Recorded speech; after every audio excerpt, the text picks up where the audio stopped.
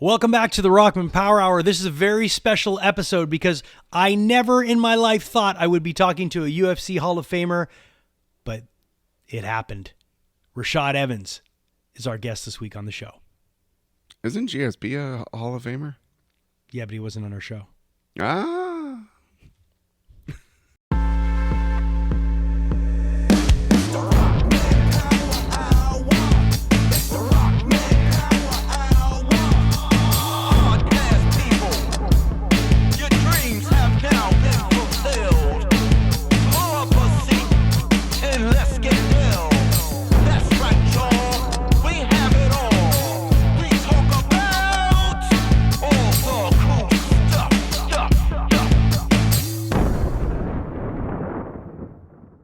Welcome back to the Rockman Power Hour, a podcast where we talk to the most interesting people in the world of pop culture and everything in between. And this week on the show, we are joined by a very, very special guest. Never in my life did I ever think that we would have this gentleman on our show, but hey, it happened, and it happened in the most natural and organic fashion. And we're going to tell you exactly how we ended up getting UFC Hall of Famer Rashad Evans on our show. Ryan Stick, my co-host. I didn't get him on the show, though. No, you didn't. It sounded like you were setting that up, but I did. No.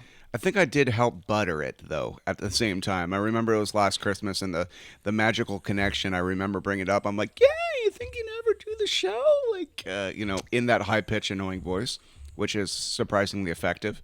And, yeah. Well, let's let everybody know. But before we go too far, because we have a story to tell about this, we'd like to thank our friends at Heartbeat Hot Sauce, the heartbeat of the Rockman Power Hour. They are the absolute best. You know what, Ryan? Let's play our clip. Why don't we play the reason why you need to support Heartbeat Hot Sauce? Hi, I'm Jason Rockman, and I'm here to talk to you about a really serious matter: hot sauce. There's nothing worse than trying a horrible hot sauce. And let's be honest, we've all tried some pretty bad ones. There's people all around the world that are suffering in silence, thinking that the hot sauce they have is the best that they're gonna get. But I've got some news for you. There's a solution, and there's an answer. And that answer is Heartbeat Hot Sauce. Heartbeat Hot Sauce is probably the best hot sauce that you'll ever try in your entire life. It's changing lives one bottle at a time. Make a pledge right now below and buy your first bottle of Heartbeat Hot Sauce. If you use our promo code ROCKMAN20, you too will be helping somebody out there that has no idea what hot sauce really truly can taste like. Enrich somebody's life today. This message is brought to you by the Rockman Power Hour. Now, if that doesn't get donations, I don't know what will. Now, a lot of people, when they saw that, Ryan, at first were like, you guys are horrible. Well, we are. But I mean, I think that's unrelated to the ad. Anyways, Heartbeat's the absolute best. And yes, people are horrible. It's like, oh, you've been reading our texts we give each other. They are a wonderful, wonderful hot sauce company out of Thunder Bay, Ontario, and heartfelt reasons why we love them is because they are the absolute best. And please don't eat bad hot sauce because it just fucking sucks. Use promo code ROCKMAN20 and you'll get 20% off your entire order. Yeah, use it as much as you want. Bad hot sauce is not pleasant to go in nor out. No, and that's never happened to me with Heartbeat. And I've been eating their hot sauce forever. Never have the revenge the next day the wrong way. The revenge of the turds has never happened to me either. It has not. You don't. Ugh. Thank you also to our friends at Studio House Designs. They make incredible t-shirts, and they are great designers out of Pittsburgh. Excuse me. Let me say that again. They're incredible. They make incredible t-shirts, and they are from... Fuck, dude. Thank you to our friends at Studio House Designs. They are from the wonderful Philadelphia, Pennsylvania, and they just make great stuff, and we love them. So thanks to Cody and Aaron over at Studio House, and of course thanks to Mike Marino at Audio Technica Canada for sponsoring our podcast with audio equipment. And I've been, I absolutely love everything we're using for the podcast, and it's helped us get to another level. So thank you, Mike, and to the whole team at Audio Technica. We visited their booth when they were at Montreal Comic-Con, and they were wonderful. What's the name of that really cool vinyl player that almost looks like it was made by like DeWalt buzzsaws? Like it is the I want to call it the sound burglar. No, it's the it's a sound burger. Sound burger. There you go. Yeah, that's it's really cool. We should actually get one of those on the show. I think around maybe Christmas time we'll do a little thing. Maybe we can do a giveaway or something with those guys and give one away. That'd be fun because people need to check that out. Because if you're into vinyl, and I know you're in your hot boy vinyl summer. If you're into vinyl, you definitely would love this because it's portable. You can bring it anywhere, and it's actually something that they made a long time ago, and they brought it back. And it's fun to see the Soundburger making a comeback. Yeah, it's almost kind of like let's say if you like looking at old record players and you're like literally listening to music just for the vanity of it, like, oh, vinyl, oh, vintage, oh, that's fun. I've been told multiple times that all these vintage looking players pretty much just destroy your records over time, and if you want something that will keep your records safe and at the same time not take up too much space, yes, definitely the burger is the way to go. And I kind of really want one because I have this really cool new vinyl shelf, and I've had to I don't know, position it weird, and I don't know, and I just keep thinking, if I just got the fucking burger, none of this would be happening. Yeah, and I mean, for people that don't have space for a traditional turntable, it's kind of cool too. And what's great is that, like you were saying, other brands, and I don't want to name any, but namely Crosley's and that other shit, will destroy your records. They really will. And I never want to have a vinyl that I own be played on something like that. And what's great about the Soundburger, it is Audio-Technica, so there's an Audio-Technica needle on there, and so it's going to be good quality. So yeah. Anyways, roundabout way to say thank you to Audio-Technica for always taking good care of us. Ryan, this is crazy. So let's tell people briefly the way we got Rashad Evans on our show. Well, we were working with this wonderful person at Comic-Con. She's in programming, and I think it was maybe one or two times in conventions did the dots get connected that her dad was UFC Hall of Famer Rashad Evans, and I was like, that's cool, and you were like, what? Yeah, because, I know. I was, because I love UFC, and I was just like, and if people don't know who Rashad Evans is, former light heavyweight champ in the UFC, this guy was the guy, Ryan, who took out Chuck Liddell. Chuck Liddell was the champ for the longest time, and he knocked him out. I remember this at UFC 88, and it just made people go, holy fuck. Literally, those things where, when you're watching something, you're like, shocked the world with this. Absolutely shocked the world by taking him out. And people are like, oh! And then that was it. People took notice of him. And his career kind of got sidelined by injuries, and he kind of bowed out a little bit. Not bowed out, but he stepped away from the sport, and then eventually just said okay, and got inducted into the UFC Hall of Fame, and an absolute legend. And I used to love watching him fight. And what I'm glad is that he always seemed like the best dude, and we talked to him. He's the best. He's the best. He's the best. God. Yeah. So when we saw that our friend Taja, a wonderful person, we saw her, we're like, dude, your dad rules, and you guys look a lot alike. Well, that's it. Once it was brought to my attention, it's like, I think it was Cliff that said, hey, this is my niece, and I think it was his niece, I think it's his niece, and he said, by the way, her dad, I know you're into UFC, and I'm like, yeah. He goes, well, her dad's like a UFC fighter, and I'm like, oh, okay. So I went and asked her. Oh, that's cool. Does he have a fight club behind the school? Oh, how level of UFC is this? I didn't know. Yeah. So when I asked her, I said, who's your dad? She goes, oh, my dad's Rashad Evans. And I immediately, as soon as the name left her mouth, I was like, oh my God, I saw it in her because she looks like him. So yeah, it's super cool when you make those. What I love about our show is that we're not beholden to anyone saying you can't have that person on the podcast. It doesn't fit your format. It's like, oh God, yeah. Well, dude, if I could tell you, Ryan, when I worked in radio, I used to have a show on a talk station called CJD, and when I had that show, I used to have this thing called On the Record.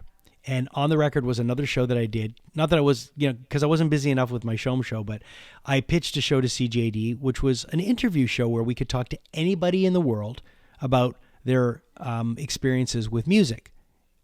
And we would do interviews on the phone, or they would come in person. And I had anyone that would talk about their journey in music, whether it be dude, I had Nikki Sixx on that show. I had Chuck D on that show, and I had one of the Pointer Sisters on that show, and numerous others, you know.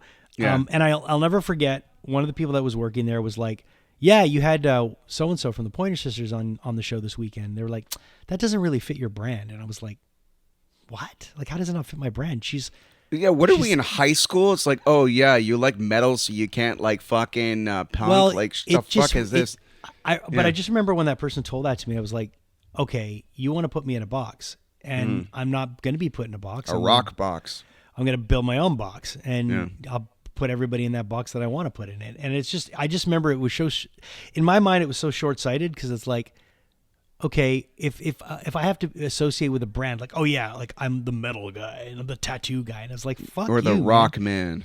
Right, all that bullshit. Like that whole the Rockman, like my last name's always been Rockman, but like the Rockman, they gave me that name when I started in radio because they were like, oh man, this is like so fitting for you because you work at a rock station. But I don't know. I just really, really feel that the idea of someone saying this doesn't fit what you're doing, I never want to be a part of that, whether it be my downfall because I'm spreading my audience too much or it doesn't fit our demographic. Like, I don't care. I want to have great conversations with people. So this is an extension of that original idea. So I always love the idea of having anybody on this show that we think is interesting. For sure. And also sometimes people will have people on shows just because they're popular, but you fucking hate them. And that's not going to happen on this show either. No. Because it's like, what's the fucking point? But it's just like, also, I don't want to live life chasing views and chasing attention, even though it's a necessity to continue the show or whatever.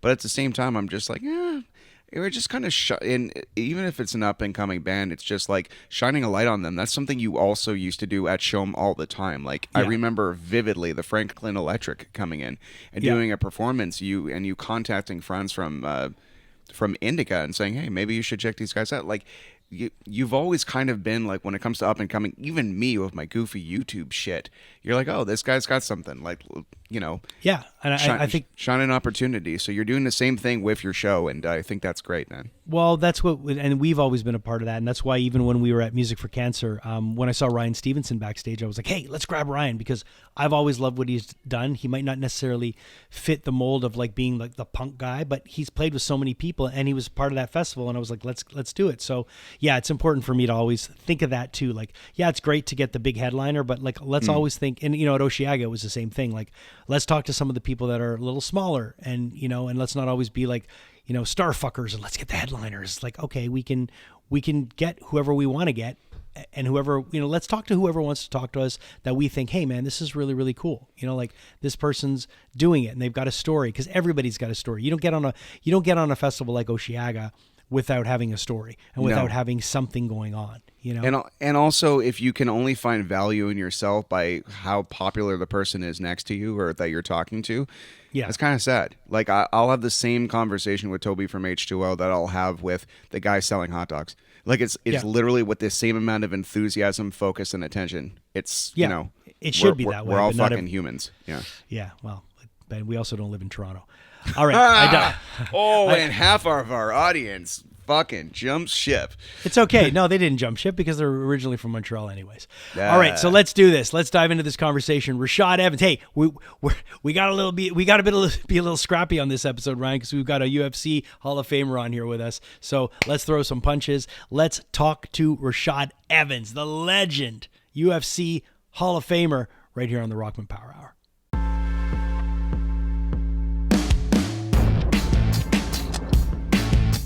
All right, so I just want to just start this off by saying thank you for doing this. I know you don't have to do this, and I know you're kind of doing this as a favor, but we really appreciate you being on our podcast because. No problem. Do you mind if I tell the story of how we kind of got to know each other? Yeah, for sure. All right, so your daughter is part of our Comic-Con team, and what's incredible about her is that she's one of the people that works with a lot of the guests behind the scenes. So what Ryan and I do.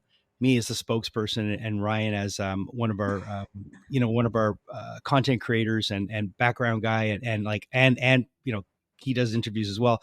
One of our jobs is to try to get interviews from the guests as much as we can. But one of the issues with trying to get interviews with the guests is a lot of times you'll ask them when they're done doing their panel and they'll say no. And then all of a sudden, here comes Tasha. She starts asking when she comes on our team, and everybody says yes. Yeah. To the Yeah, extent where it's exhausting because we are used to failure and we're like, Yeah. oh, okay, we'll have at least an hour to ourselves. Nope. She bats This person's- 1,000. That's good. so she's got a great way about her. So Yeah. yeah. we start chatting, and then for some reason, I find out that you're her dad. And then I look at her, and it makes perfect sense because she's the spitting image of you. And then I'm like, wait a minute, your dad is Rashad Evans. Do you think we could get him on the podcast? She's like, let me ask. And of course, I know how when she asks somebody to do something, they say yes. So here you are. Here you are on the podcast. I really appreciate you joining us. First of all, I'm a big fan of mixed martial arts. I'm a big fan of the UFC. Ryan has a connection to mixed martial arts, which is very interesting that I'm going to bring up later. That is probably going to blow your mind a little bit because everyone we bring it up to, it blows their mind. And I'm not kidding. It's going to blow your mind a little bit. Just to be clear, I'm not the one that fights, but yes, there is a connection. Ryan has a connection to someone that's pretty cool. But I appreciate you taking the time to chat with us today. You've got such an interesting career in mixed martial arts because, you were around at the time when this sport was just getting, it was just getting its legitimacy. It wasn't at the beginning when people didn't know what to make of it. It had already kind of established itself, but you were part of that wave of, that next group when we're right before it got into the UFC 100s, like you were in double digits, and you were part of some of the biggest upsets at the time. You took down some giants, namely Chuck Liddell, that win that came out of nowhere that no one expected. Legendary stuff against guys like Michael Bisping, who's personally one of my favorite fighters.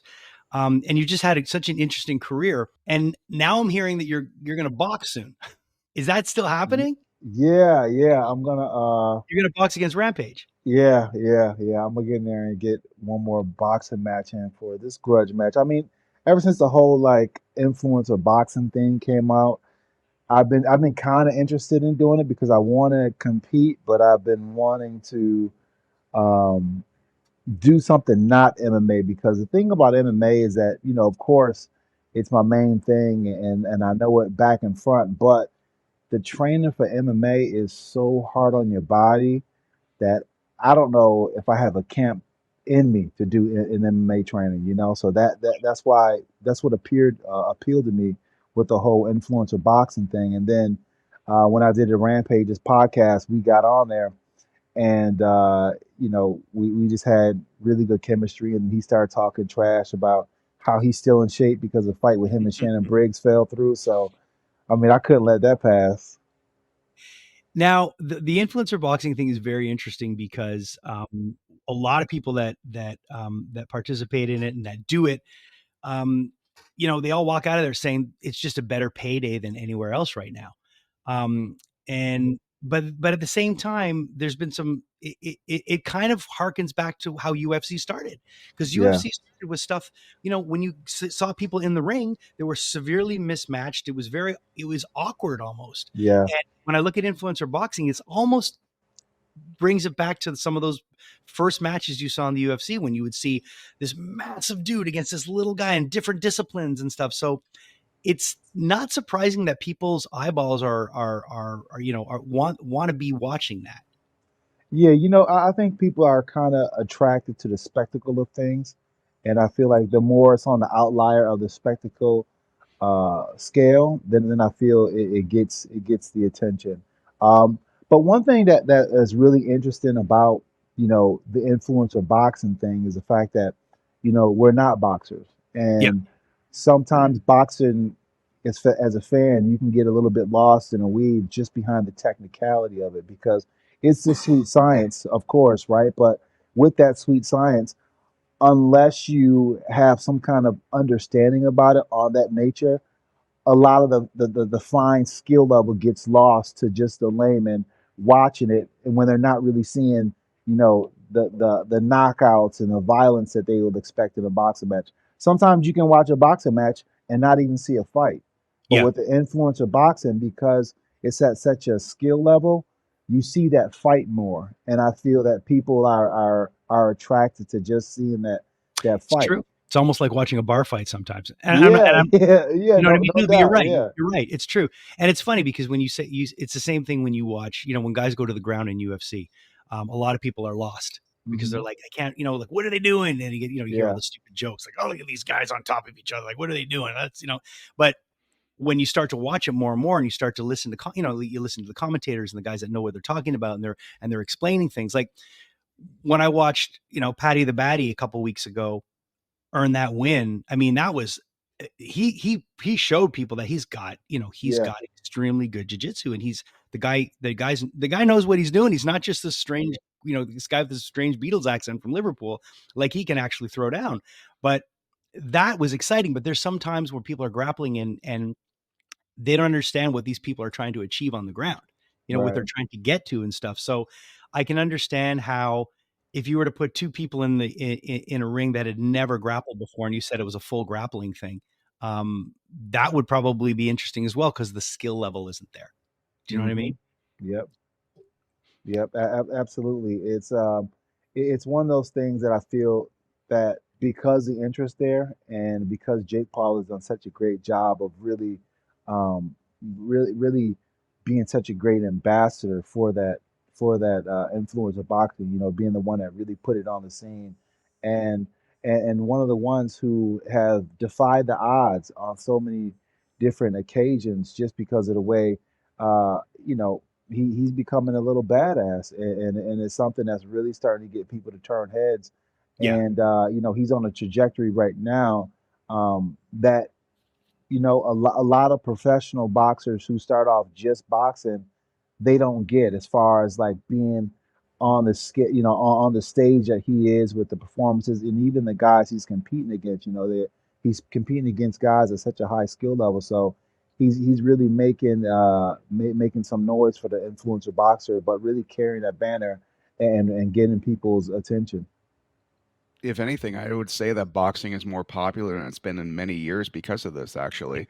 Because Yeah, we've been obsessed for the last 20 plus years. I think the entire world has been obsessed with the realness of UFC and yeah, the rawness to it. Because back in the day, if unless you were watching a Rocky movie, to me, back in the day, boxing was a lot of stopping and starting. And so it's very interesting to see what's happening, but I'm wondering if do you think if Tyson didn't have to postpone, what do you think would have happened between that particular match that would have happened about 2 weeks ago? oh man, I don't know. I You don't have to answer that, man. here's the thing. I feel that uh I look at the performance that Jake had against Mike Perry, and I do say, okay, Jake has gotten a lot better. Jake has definitely got some skill, Yeah.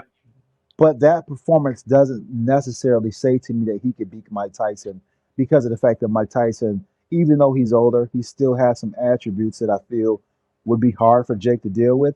Mm. Um, but on the flip side of that, Jake is in his 20s.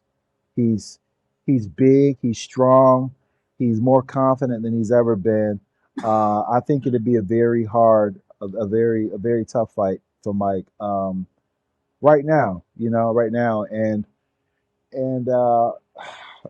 yeah, It's the kind of question that, listen, I'm 53. Okay. yeah, Um, I grew up in an era where there's nothing about Mike Tyson. Mike Tyson's not one of these guys that you're just going to say, oh yeah, like no matter what age we have this. I mean, I got a signed, Sports Illustrated cover of Mike right yeah, there. I mean, Mike's not somebody you're just going to casually go, yeah, he's going to get taken out. And I don't think anybody would want to believe that he would be taken out by right, Paul. But what you're saying is true. He is younger. He is training like crazy. Like Paul's committed to this. And that's the one thing I got to give the guy, he's the villain in the sport. Like nobody wanted to believe yeah. that this guy was ever going to do anything. No one ever wanted to believe that this guy had hands. And he showed it a couple of times that he can put guys away. And it's kind of, it's kind of terrifying to think that, a guy that was on, was part of Disney can come into a boxing ring and actually do damage to guys and walk through a couple of guys you never thought he could through, you know? I mean, you're absolutely right. I mean, when you look at like, okay, so when you have a fight, there's a physical aspect of it, of course, that everyone sees inside the ring or the cage or wherever you're going to fight at. But there's the other part of it too, which is the mental part of the game, which is the biggest part of the game, and that comes on how you're going to show out or show up on fight day, right? Like, what is your mindset? Are you going to be locked in? Are you going to melt under the lights? And the simple fact that he, grows and even bigger under the lights shows that he's got a level of growth in his game that's really hard to um, that's really hard to gauge. If you're going to fight Jake, it's really hard to gauge how bigger he's going to be on fight night, far as metaphorically speaking, because of the fact that he's such a performer and he Mm. has that performing side to him.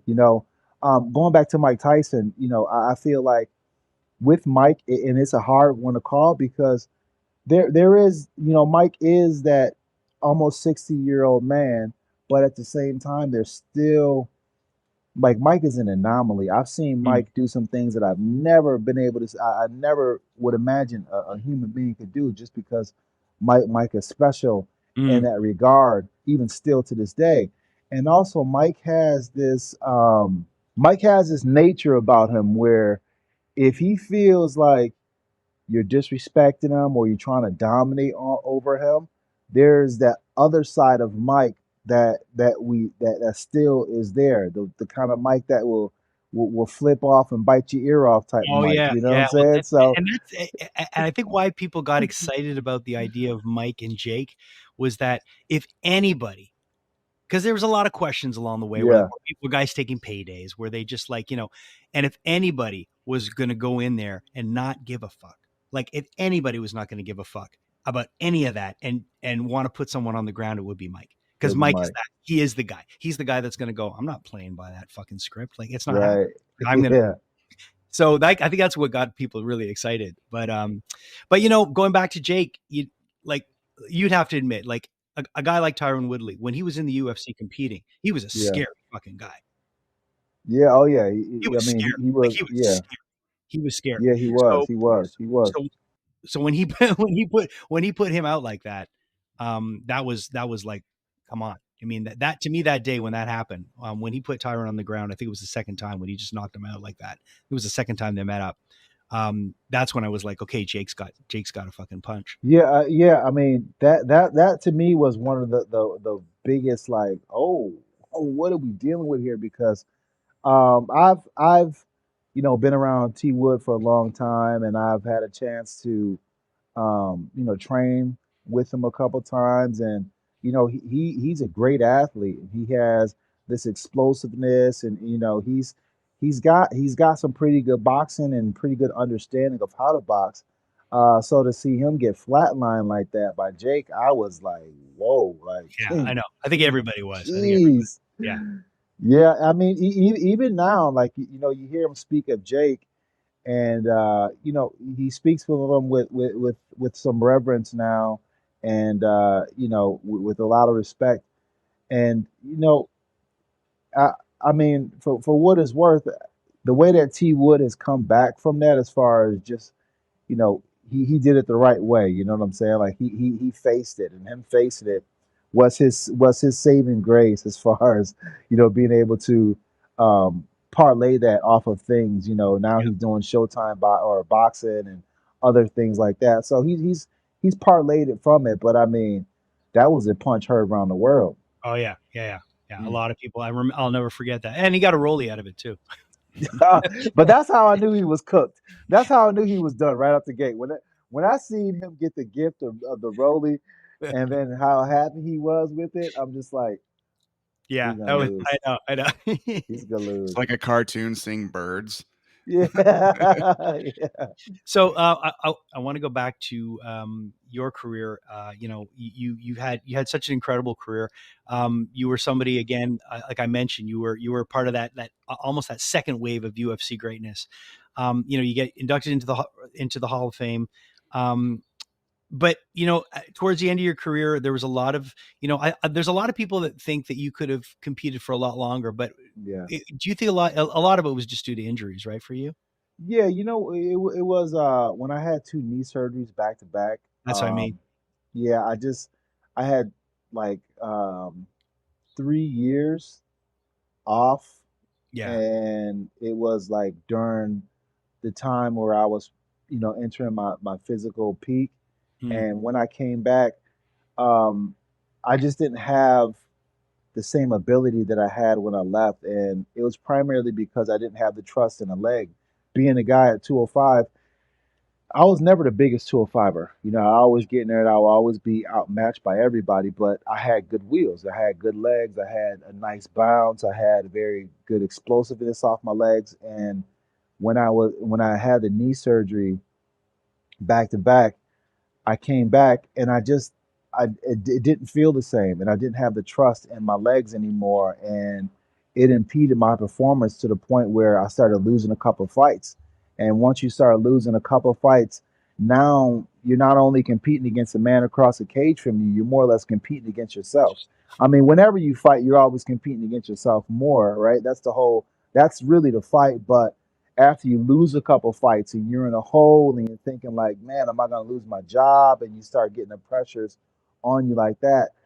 That's when it starts to like really get at you on a way where it starts to mess with your performance, and it started to mess with my performance. And I just had to have like one of those come to Jesus moments with myself, and you know realize, was this something that really interests me anymore? Because at one point, fighting was easy for me, and fighting Yeah. was easy for me not because fighting was easy, but because I loved it so much that even the hardest parts about fighting were a joy to me.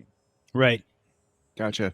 What you're describing right now is kind of like, what if in Raging Bull he stopped, you know, Yeah, because Yeah. he kept going until he was enormous and he was just a shadow of himself. And we see yeah. this happen so much, even in the music industry and other industries too. They keep going because they have to. But I'm talking to you right now, and you have your wits about you, sir. I've talked to a lot of fighters that have been taking out way too many hits in the face, and maybe like 30 or 40 punches less, it would have changed their lives significantly. Even Muhammad Ali, we could all agree. Like, there was a point in his life he was the most fast talking, quick-witted human on earth that happened to be good with his fists, and as a result of all the hits, eventually after decades and decades and decades, it slows you down. So I think maybe you did the right thing, because personally I hope you do more things in communications Yeah. and have your own podcast, not just rampages, because you are extremely well you're extremely well at describing this stuff,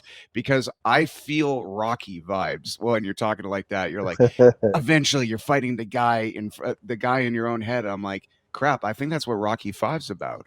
That's Yeah. Yeah. yeah.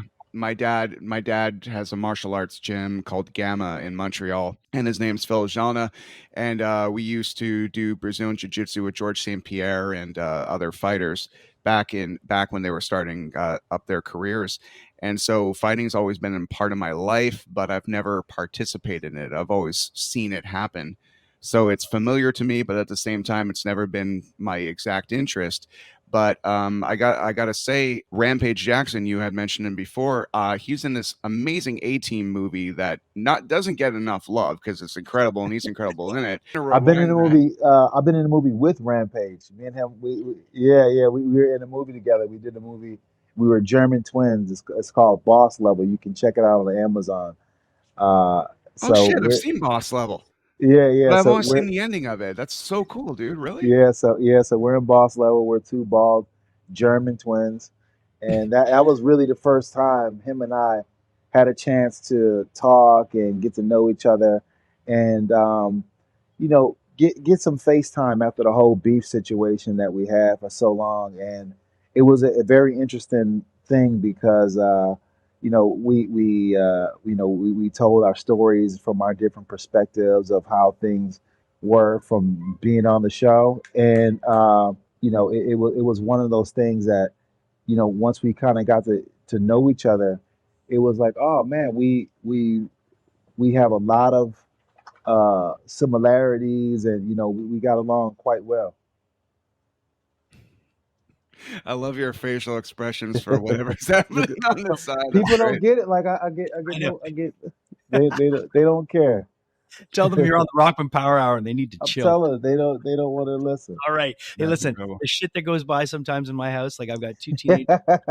I got my wife back there. Like you never know what's going on. That's what happens when you record at home. We talk about the the wins and stuff, and knowing when is enough.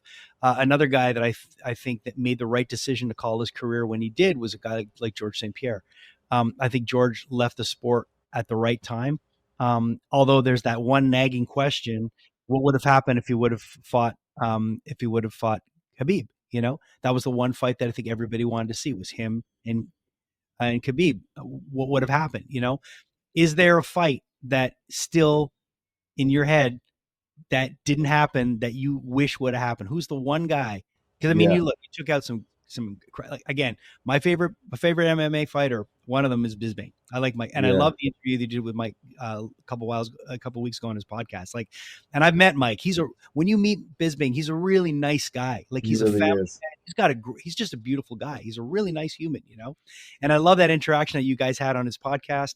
And it's nice to see you guys are friends. But is there one guy that you didn't get to fight that in your mind you're like that was the one guy the one thing that got away that it still kind of keeps you up at night?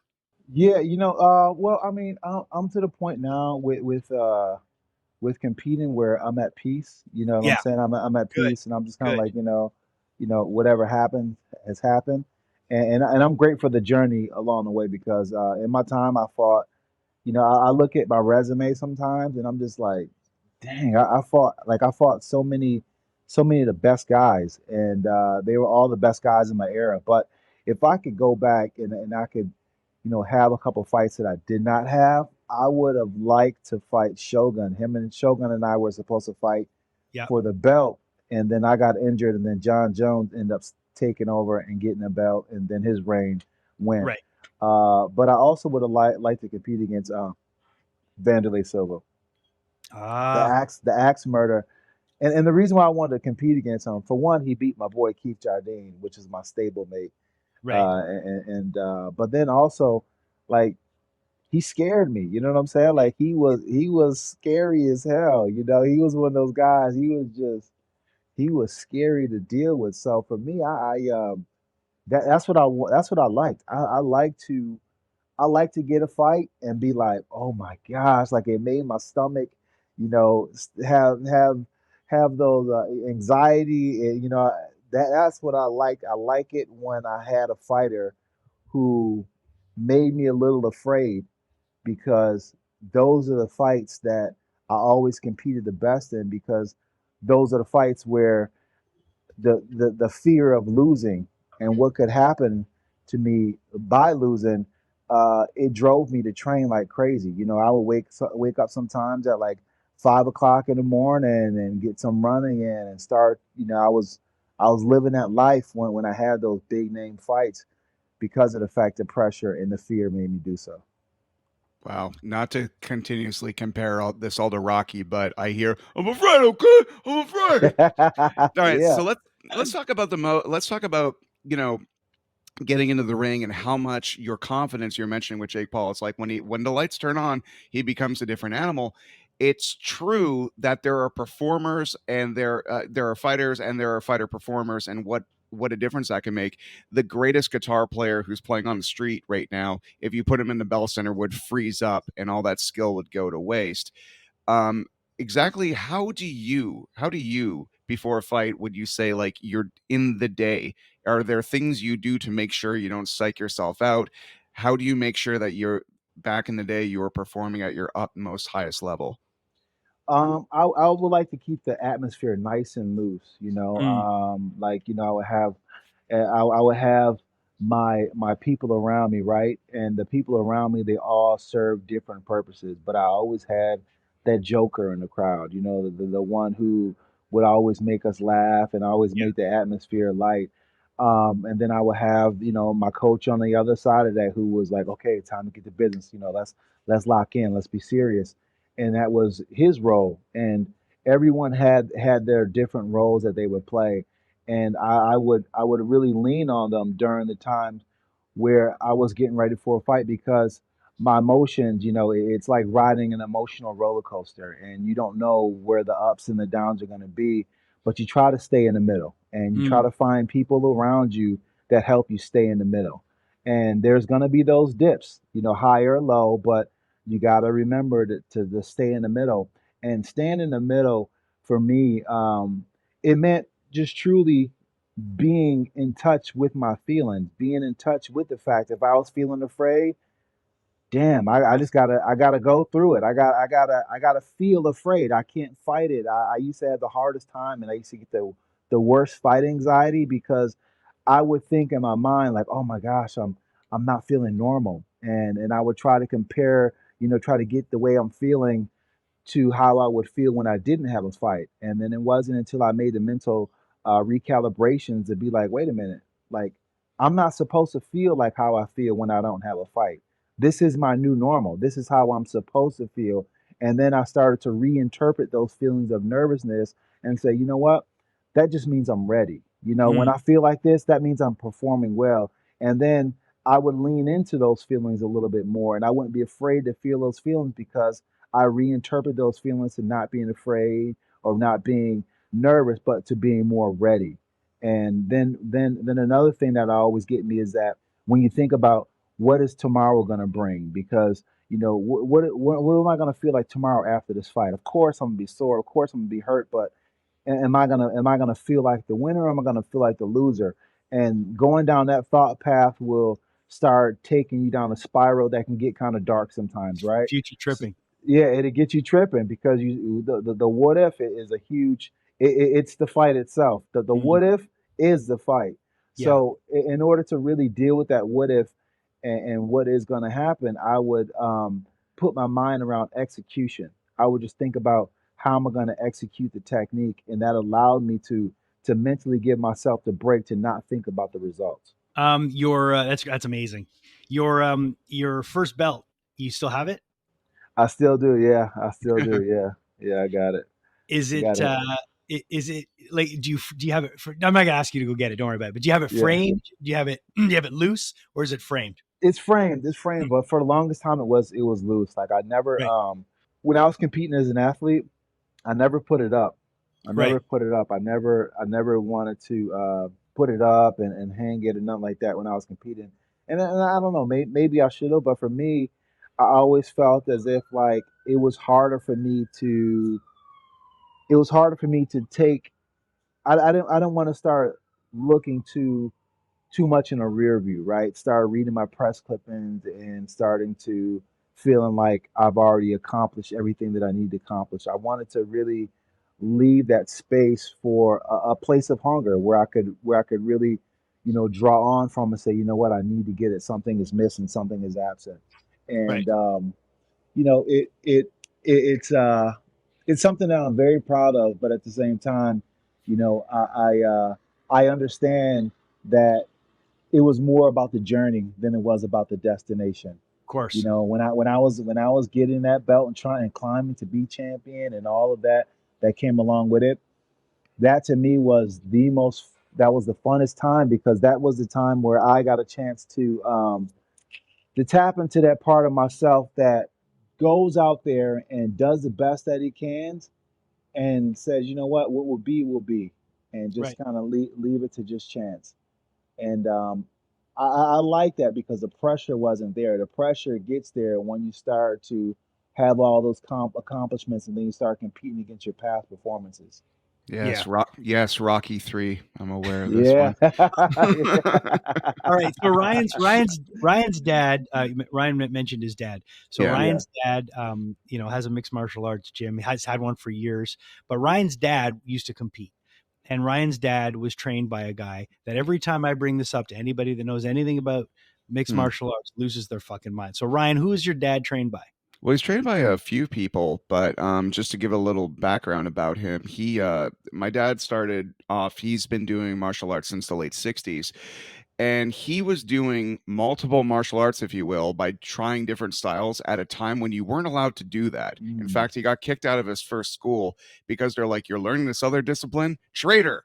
Yeah. And Yeah. so back in the day, mixed martial arts is so fondly thought of now, but back in the day it was Yeah, very it was kind of taboo. It's like you're not supposed to learn multiple ones. yeah, You're in Street Fighter 2, you're the Thai boxing guy and you stay the Thai boxing guy. yeah. He's done a bunch of stuff. He was one of the, even though he's not credited, he's one of the original Dog Brothers with the stick fighting martial arts. Oh wow. Yeah, he also is, he was always there. He was a Canadian one. He's called Sled Dog, but initially he was part of the original pack. He's a full instructor under Dan Inosanto, which is one of the three certified black belts by Bruce Lee. He's always had a quest for like knowledge when it comes to martial arts, and he started off having a gym that became an MMA gym eventually, but he was doing it before it was called MMA. He just wanted to have a gym that had multiple disciplines in it. Yeah. So So the so so Gam he's an OG. Yeah, so Gamma Academy of Mixed Martial Arts is what Gamma stands for.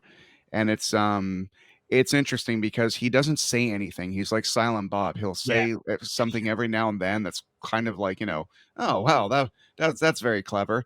But when we went to the Philippines the last time and he was just with his martial arts friends, he wouldn't shut up. So I thought he was abducted by aliens and they were wearing his skin. So it just goes to show, he has a passion for martial arts. But besides besides fighting, what are your passions? What are something that you could never stop talking about? Well, I mean, outside of fighting, I used to dabble in the art. I used to like to draw all kinds of things, comic books and all kinds of stuff like that. That used to be the thing that, Well, you're talking to the right nerds here. Yeah. yeah, that used to be the thing that really quieted my mind. Like I had, the physical aspect of expressing my art, and then I had the aspect of it was more of a cerebral thing with the art form and just drawing. That was one of the passions that I had. I kind of got back into drawing a bit during COVID, but I got busy again and I kind Yeah. of dwindled down on it. But that would be one of my passions. I really love art. I love uh, just you know looking at it, drawing it, and all those kind of things. I love comic books and those kind of stuff. I used to. I actually learned to read from reading Conan, the Oh comic wow. book series. Yeah, yeah. My stepdad had a huge collection of Conan and Barbarian books, and then whenever I had to sit in the corner, I was sitting next to the bookshelf, and I would just get Grab one of one of those those books. Conans. Yeah, yeah, Mhm. Was it the big the black and white ones like the yeah. magazine? The black and white ones. It was the black and Nice. white ones where every once in a while you'll see a little boob or something. You know what I'm saying? A little scantily clad. So yeah, So that true. so I mean that was that was what was my passion on early. I would say now, I've kind of started to dive more into to the psychedelic space, Mm, and I've started to dive into the psychedelic space, and I got more passionate about that is because from the transition from fighting to the rest of my life, it was a big thing mentally, like mentally speaking, it was like one of the hardest things to deal with because um, fighting it filled such a void in my life, and mm, fighting, you become the fighter, right. and becoming the fighter, you define yourself as such, and when you no longer are doing it, then you have to redefine yourself. So I went through that whole phase of redefining myself and understanding who I was outside of the cage, and that whole journey was one that brought me a lot closer to myself, and it brought me to a greater understanding of myself. And a big part of me being able to uh, put words or put ideas to these feelings was what was having the psychedelics, and really going into that space and really getting the healing that I feel that that was part of the reason of why I fought. I mean, I didn't fight.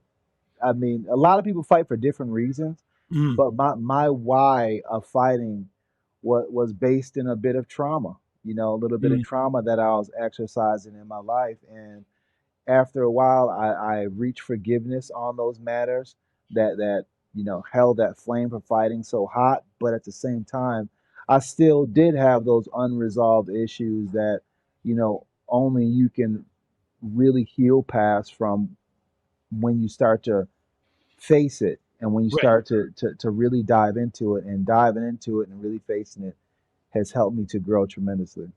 So when you talk Wow. about psychedelics, are you talking about like microdosing mushrooms, stuff like that? Yeah, microdosing mushrooms. 'Cause I know a lot of people that have used that for anxiety, for depression, for a lot of Yeah, reasons. It's been yeah, something that a lot of people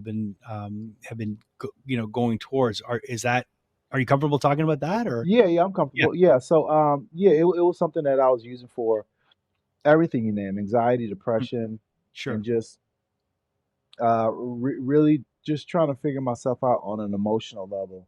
And it was microdosing the medicinal mushrooms, the Mhm. psilocybin, but it also was using the functional mushrooms as well. The functional mushrooms like lion's mane, turkey tail, reishi, and cordyceps. Those were some of the modalities that I use as well too. Okay. And it was about bringing my body back as well. Because after fighting for so long, you don't realize how beat up your body is until you stop, and then you're trying to function in life, and then you still got these aches and pains consistently.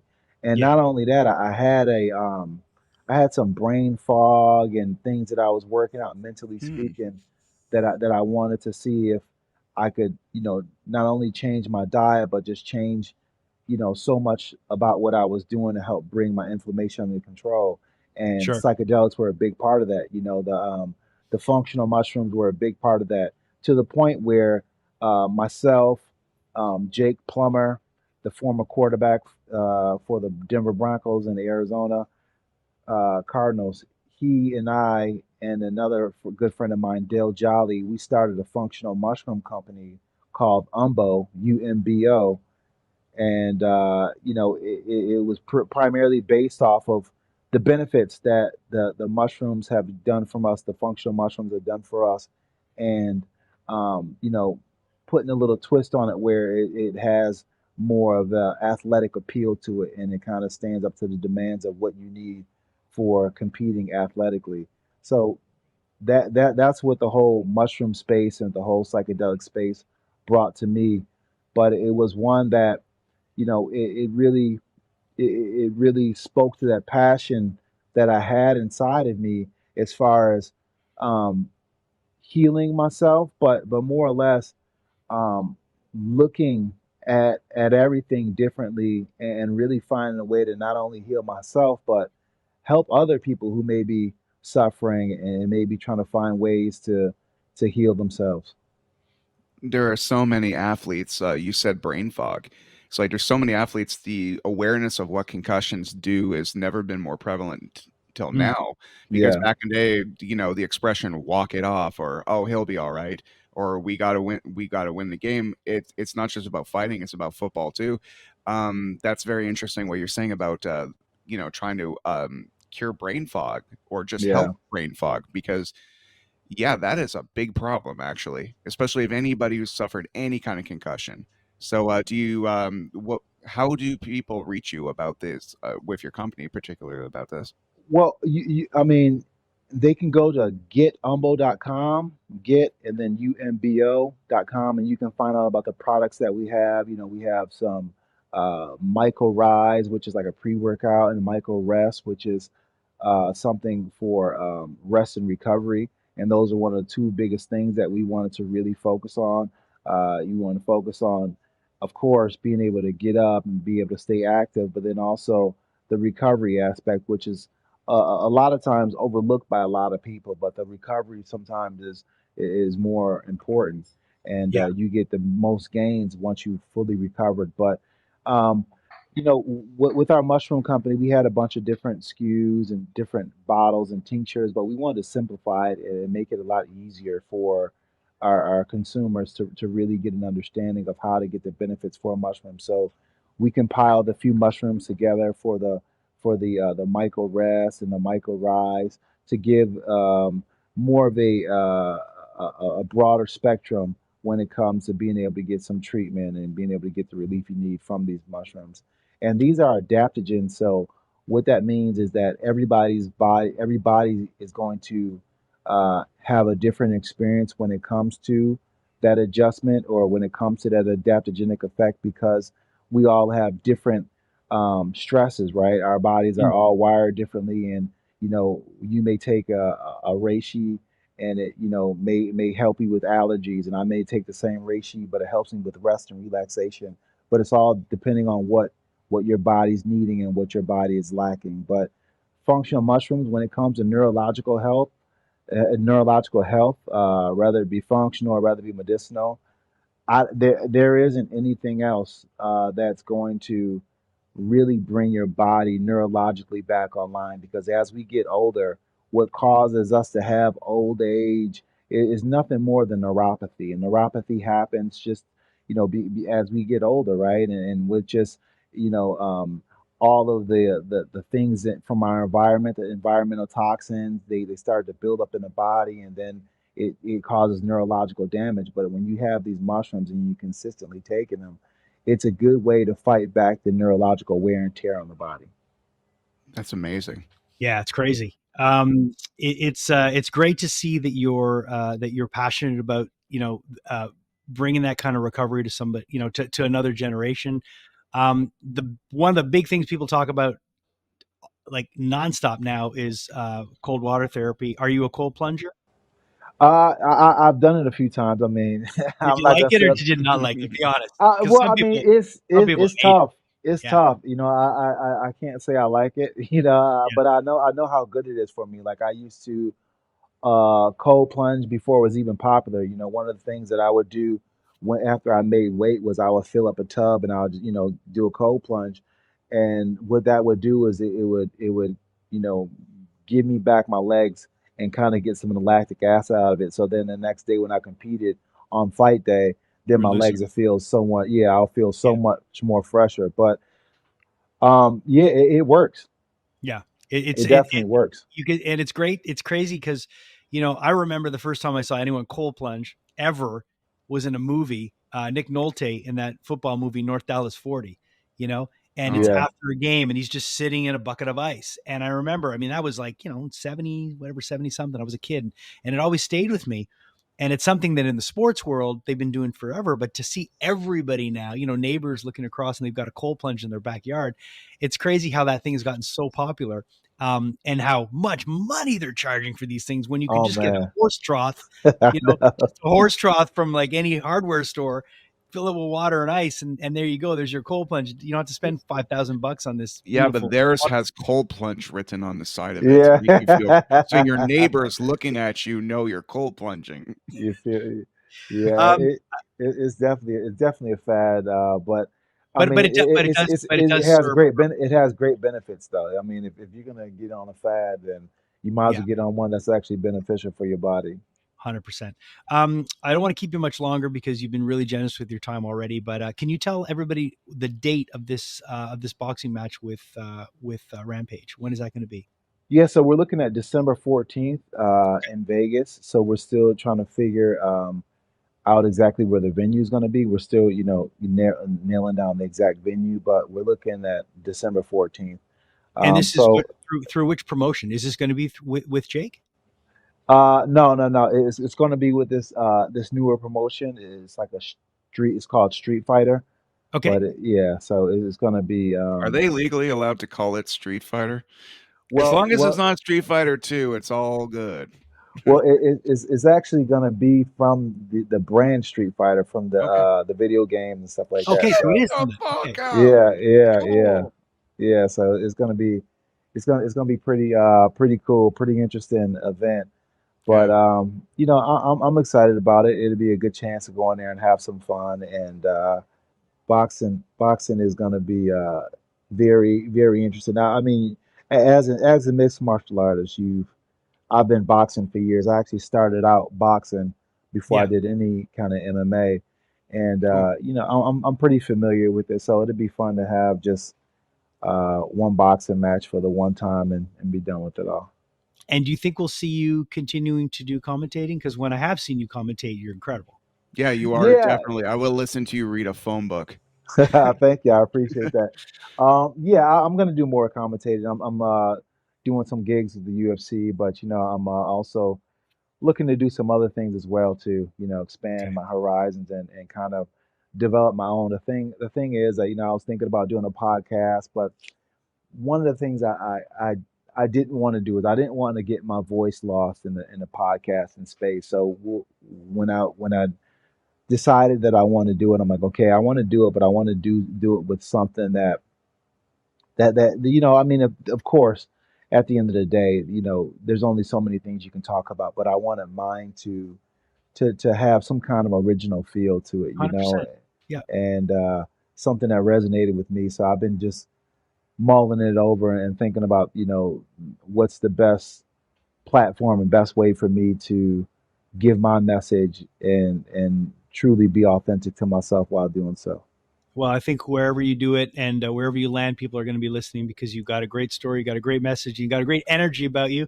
Thank you so much for taking the time to chat. I really, really appreciate it. Means a whole lot to me and Ryan. I know that. And I got to tell you, man, I met Tasha's boyfriend, and the first thing I said is, have you met Pops? He's like, yep. I go, and you're fucking not terrified? Because I would be dotting my I's and crossing my T's, man. I'm Yeah, scared for you. he was actually a good guy, man. Seemed like a very nice guy. Yeah, Yeah. he's a really good guy. I'm happy. I'm happy. Listen, it's hard when you have a daughter and she's a Oh, beautiful girl and she's yeah. sweet and you want the best for her, but then you realize that this is the world Yeah. and not the best things could happen sometimes. But then she found somebody that really loves her and he's a good guy as well. So I'm all happy with that. I see the way she walks in the world too. I wouldn't worry about her. Yeah. Oh, No. No one's gonna step she's on that kid. fierce. Oh, She's she is fierce. She is fierce. No one's gonna step on that kid. Thank you so much, Rashad. Really means the world to us. And continued success, man. Keep kicking ass. And good luck December 14th. I love both you guys, but I want to see you win. I'm gonna come back after I win, December Yeah. 14th, and we'll do this again. I would love that. It'd be a nice Christmas gift. You can do part of our Christmas special. Thanks, Awesome. man. No problem. All right, so yeah, that was a great conversation, and we could have went longer. We actually cut ourselves off, and Out of respect. Out of respect, and also we had this idea that even when we hung up, he's like, "Yeah, well, let's I can't wait to come back on to talk about something else." And then he told us some really cool stories that I will bring up next time. I'm not going to paraphrase them because it's so much better when he tells them. Yeah. As we were waiting for the upload to work or whatever, but it's definitely a great. One of those great days, great conversations, and I'm just glad the show, no one's telling us, hey, you make this 15 minutes or else. We do the short festival interviews where it's like it's in and out. Everyone's kind of on their way to something else. But when you're all sitting down and you're all calm and you're just saying, hey, let's go deep, that's one of these episodes, and it's great. I could not agree more. So big shout out to Taja for helping us connect to her pops and getting to talk to Rashad. It was really, really a lot of fun. Dream come true for me, man, being a UFC fan. So that was just a lot of fun. And thank you to all of you for joining us. Really, we really, really appreciate your support. We couldn't do this show without all of you. So make sure you like, subscribe, and tell your friends about the show. We really, really appreciate all of those comments and all of those shares and just the love for the content. It means a lot to you, me, and of course to Julia, because we all put so much work into this, Ryan. It's there's no doubt that we're always thinking about this show, and we're always pouring our hearts into it. And speaking of pouring our hearts onto something, we should be pouring. Jason, pour your hearts. Brilliant. Beat sauce on everything that you eat, because Heartbeat Hot Sauce is the heartbeat of the Rockman Power Hour. Use our promo code Rockman20 and get 20% off your entire order. No joke, man. I use this stuff daily. I'm not kidding. It is my favorite hot sauce, and it's going to be a shame when I no longer have any more of this left, because won't be a shame because I've got my promo code Rockman20 and I could get 20% off. So I will never run out of heartbeat You hot are on sauce. fire today. Jesus Christ. Yeah, I know. I feel like I'm in an episode of Mad Men. All right. Thank you also to Audio Technica Canada for all of this incredible equipment that help us bring this podcast to the next level. And thank you to Studio House Designs. Thank you to my co-host Ryan Stick. Thanks to our producer Julia Kajerski. And thanks to all of you for joining us. And until next time, we'll see you on the Rockman Power Hour.